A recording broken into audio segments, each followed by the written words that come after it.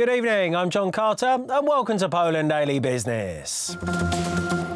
The Polish Central Statistical Office, Główny Urząd Statystyczny, has released the latest figures on wages in Polish companies. The number of people employed by companies in October increased by 3.2% from the same month last year, while salaries have increased 7.6% year on year.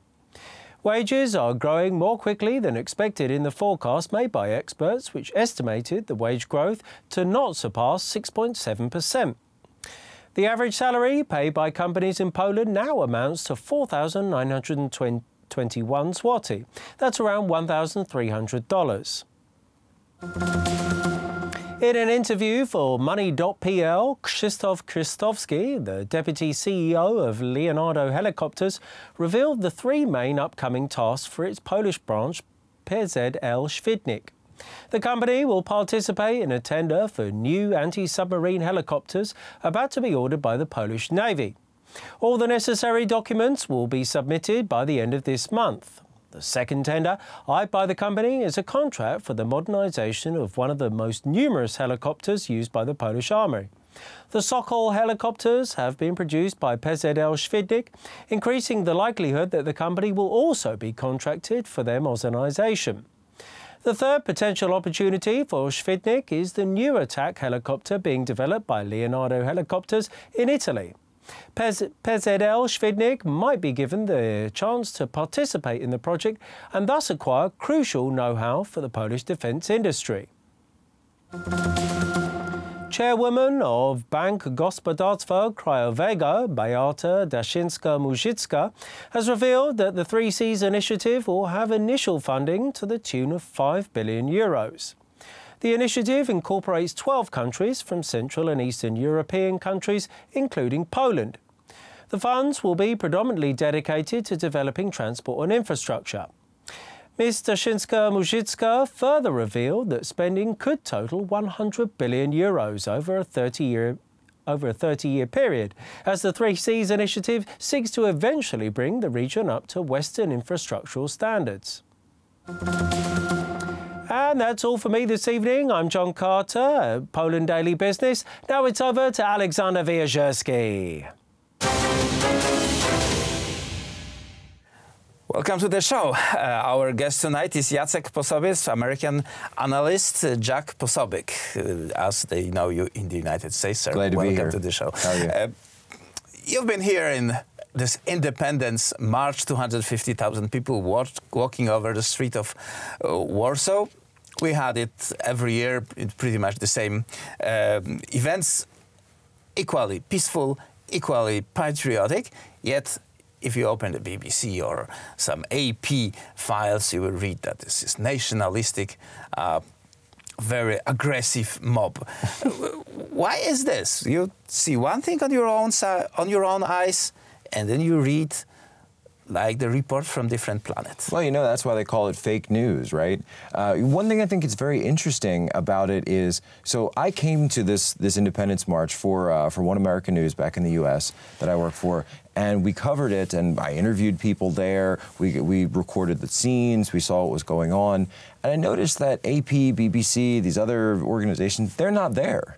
They're not actually there. They don't have a reporter that's in the field observing the event, that's taking part in it, that's seeing who the different people are, and they're just looking at it from as far, you know, maybe looking at it from London, maybe looking at it from New York, and they don't understand. They really don't understand what's going on because they just see these images and maybe they heard from last year's reporting or some other bad reporting that there's some issue with it, but it's not true. Because when we went there, and we interviewed people, we interviewed families, we interviewed the old nuns, the veterans, some of the young kids, and people were just there. It wasn't really political at all. It wasn't liberal or conservative or communist. It was just patriotic. It was Independence Day. Simple as that. The thing is that if we saw that in Poland, that there is such a big event, it's misreported in the world media, can we trust them anymore? Well, this is why there's been such a loss of credibility for many of, we call them mainstream media, or sometimes you can call them legacy media, these platforms. that people are not listening to them anymore because they're not trying to learn the truth about what's going on. They're taking some buzzword that sounds scary or induces fear in the audience, and they're just using it to mislabel and slander, a whole group of people. And the more they do it, the more credibility and the more trust they're going to lose. But they also don't report the issues that are really important, like the gas deal between the United States and Poland. Yes. The liquid natural gas will flow in huge way from the United States to Poland, undermining the position of Russia. Right, and this is something that this might be a once-in-a-generation deal that was able to get done between Trump administration, United States, and between Poland. And in the U.S., we're always hearing about Trump and Russia, Trump and Russia. Well, what about Trump and Poland? Because I think the collusion between Trump and Poland on the economy is actually a lot stronger, and it's hurting Russia. But people don't like to hear that because it goes against the narrative. We have a new ambassador here from the United States, Georgette Mosbacher. Who is she? So Georgette Mosbacher, I don't know her personally very well, but I know that she's been involved very much in the U.S. She was part of an international organization there. She's also been involved in U.S. business for a long time. So from what I understand is that she's very interested in helping focus on the economic relationship between the U.S. and Poland. And it remains to be seen, but we might find out if she's going to help with a military relationship as well, whether we're going to get some U.S. troops to be stationed at Fort Trump here in Poland, or maybe see some more deals for the military equipment.